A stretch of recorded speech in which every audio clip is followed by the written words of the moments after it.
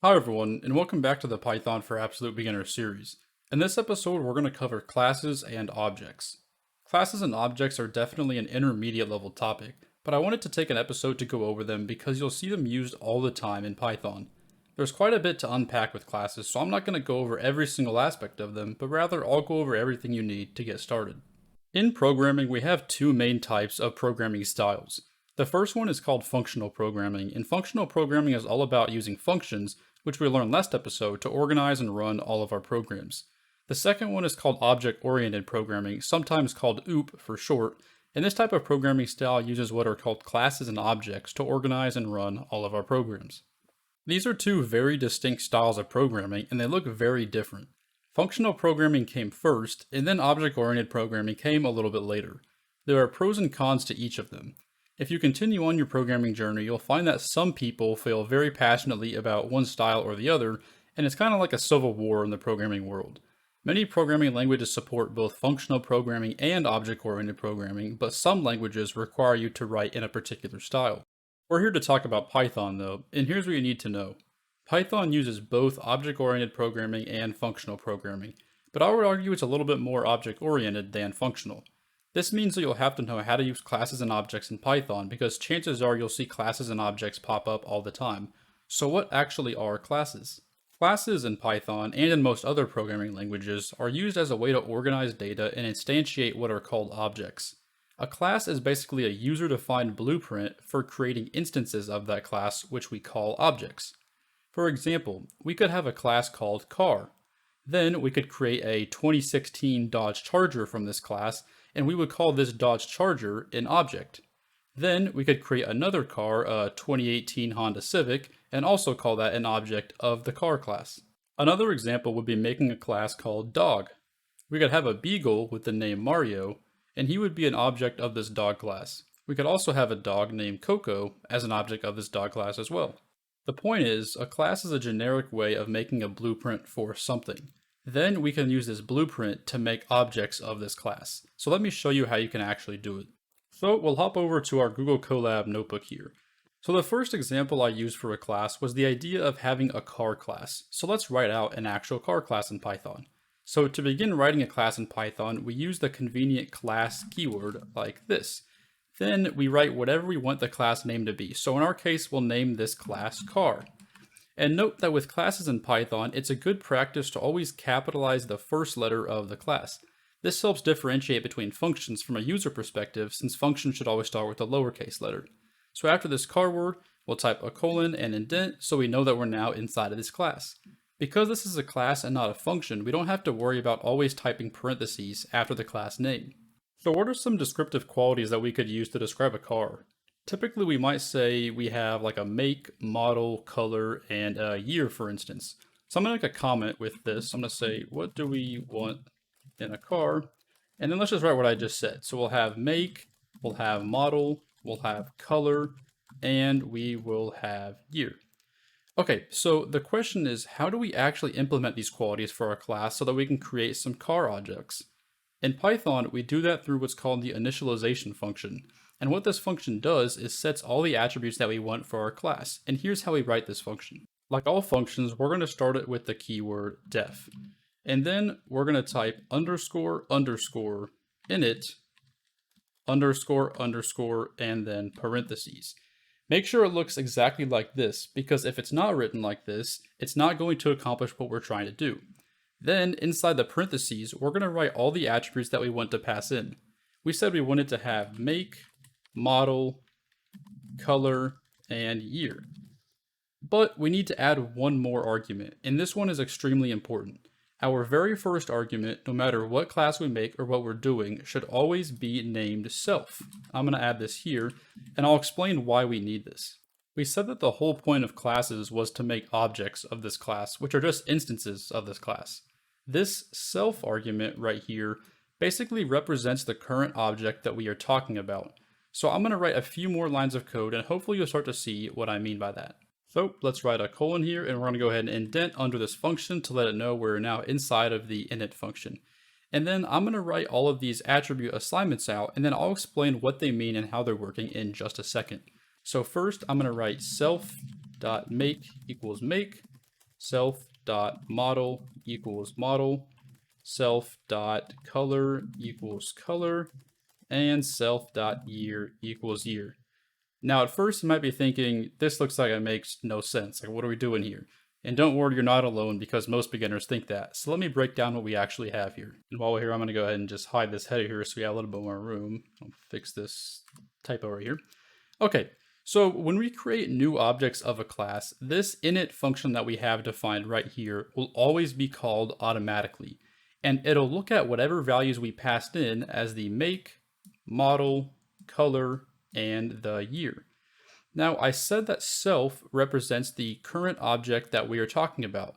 So what we're saying with this line here is that this object's make is equal to the make that we pass in as an argument. What this line is saying here is that this object's model is equal to the model that we pass in as an argument. And you get the idea with color. We are assigning this object's color to the color that we pass in, and we are assigning this object's year to the year that we pass in as well. And whenever we're creating objects and making these attributes here, we're going to use this dot operator, which is just the dot or the period on the keyboard. And I'll explain what that means here in just a second, but just know for now that this is how we actually initialize all the attributes for a class that we want. So let's create an actual object of this class so I can better explain what all this is doing and actually show you how it works. So I'm going to go ahead and get out of here. I'm going to unindent from the function. I'm going to unindent from the class too, so we're back at the main level of indentation. And to create an object of a class, we would create a variable similar to any other data type. So let's make a new variable. Let's call it my car object. And we're going to set it equal to car, parentheses. And this is where we pass in whatever qualities we want this car object to have. So I want this car to have a make, let's say Chevrolet.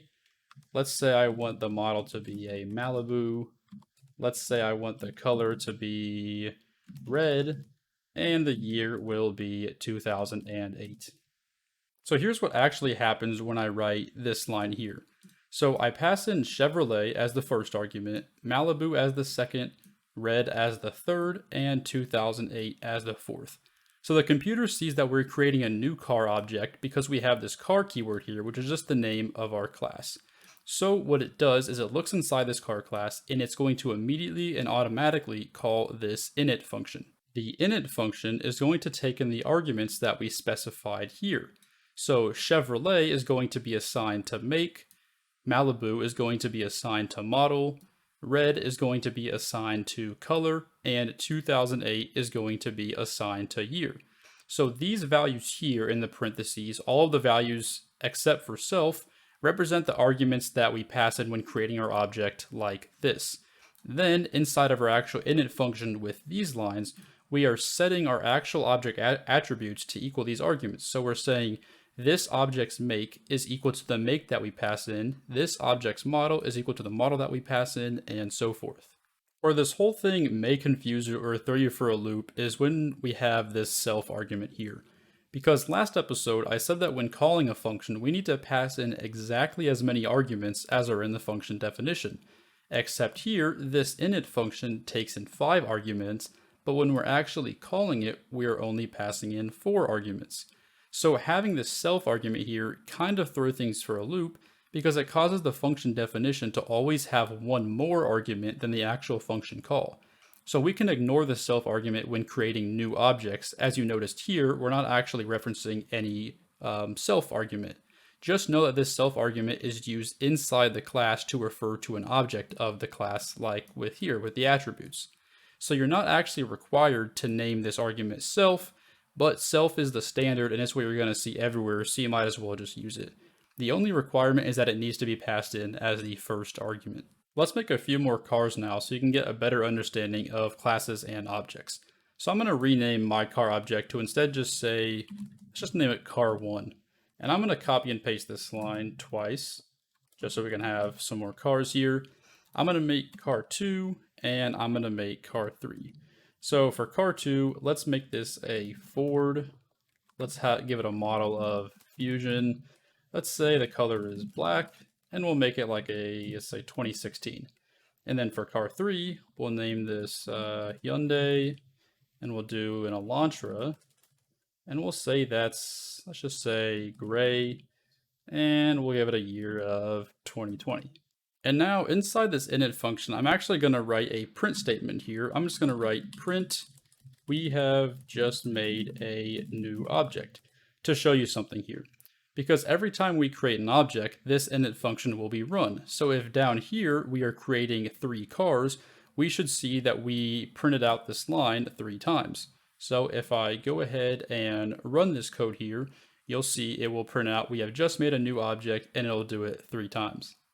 So now that we've gone over how these objects are created, let's see what we can actually do with some of these objects. I'm going to go ahead and delete this print line here since I already showed you with this output. And so we know every car now has a make, model, color, and year because we define those attributes within the init function. So to actually access properties of an object that's already created, we use what's called the dot operator, which literally just means the dot or period on your keyboard. So let's say we want to access, let's say the make of car 2.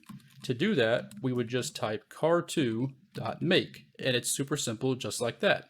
If we wanted to access the model, we would just do car2.model. So the general syntax is just the object name followed by a period followed by the attribute that you are trying to access. So let's actually wrap this in a print statement here. And if you run this and we see, let's actually change this back to make here. If we run, we print car2.make, you'll see it prints out forward. And this makes sense, right? Because when we created our car2 variable here, we passed in forward as the make argument. Let's try some more things. Let's print out car2.color. If we do car2.color, it should print out black. Let's do car1. Let's say car1.model, and you'll see it'll print out Malibu. Let's say we want to do car1.year, and it would print out 2008. So to grab any attribute of any object that we want, we always just type the object name, followed by a dot, followed by the attribute that we're actually trying to access. But you have to make sure the attribute actually exists though, because if it doesn't, and you try to use the dot operator, you'll get an error. So in our init function, we only define make, model, color, and year. So let's say for whatever reason, I try and access car1.trim. Now, if I try and run this, I'm going to get an error that says car object has no attribute trim, and that's because we didn't define trim anywhere within this class, so the computer gets confused here, and hence why it throws an error. So I'm just going to go ahead and clear this output here, and I'm going to go ahead and just delete this line. So in addition to just viewing attributes using the dot operator, we can actually also use the dot operator to change and update attributes as we need to. So when we created car1, we initialized it with the color red. So what if we had a change of heart later in the program and decided that we want to change the color of car1 to, let's say, white? And we would just use the dot operator in the exact same way, and it'd be super simple. So we would do car1.color equals white, for instance. And we would just assign car1.color to whatever new variable we want it to be, in this case, white. So now if we actually do print car1.color, car1.color here, you'll see it outputs white. One of the really neat things about classes in Python is that in addition to storing values like make, model, color, and year, we can also store functions inside of classes.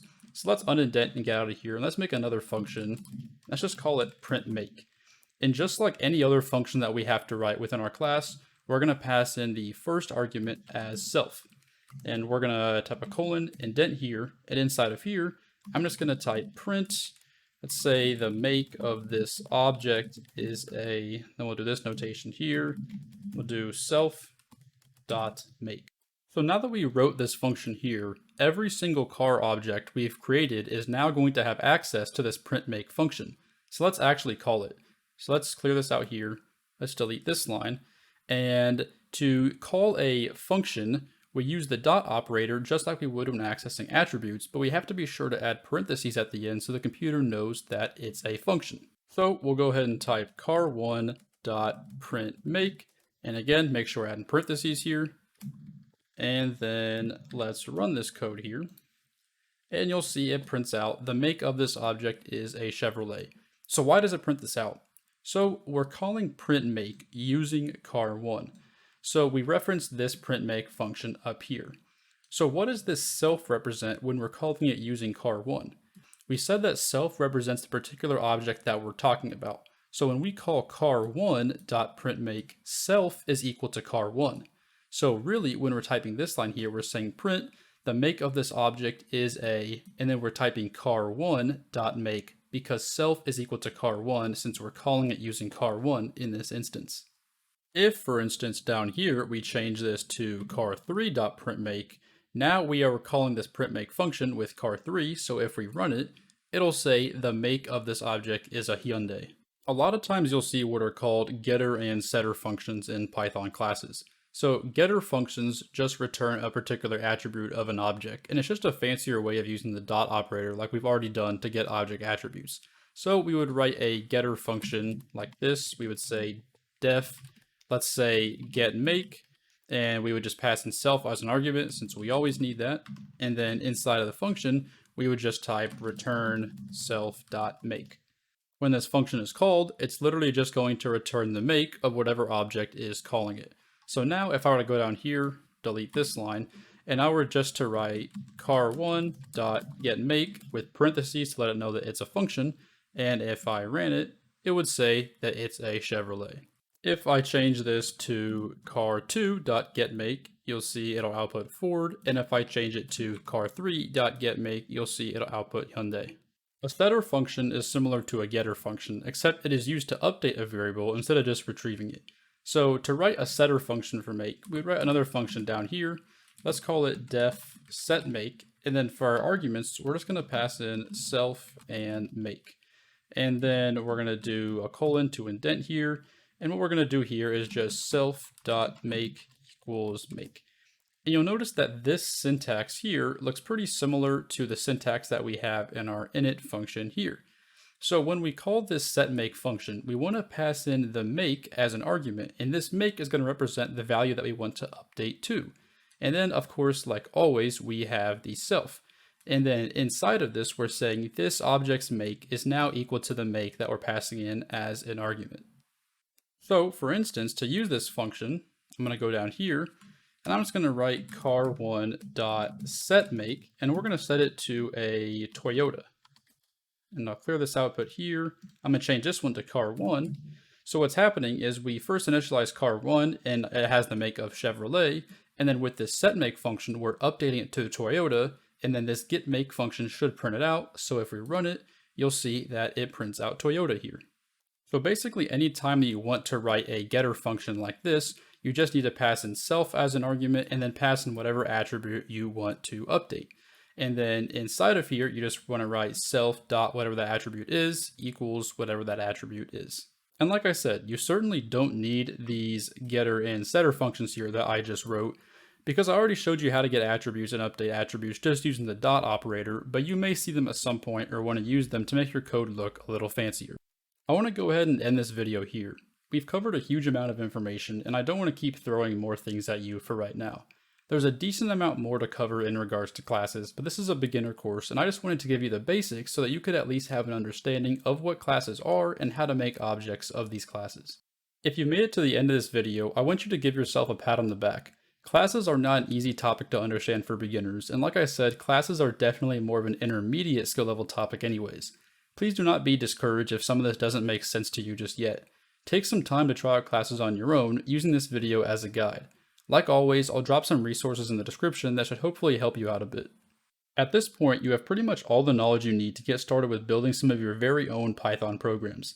The next video will be the last video in the series, and in that video, I'll go over a bunch of small, miscellaneous things that may not have fit neatly into the previous videos. I'll also talk more about moving forward with Python and how you can begin creating your own projects. Take care everyone, and I'll see you in the last episode.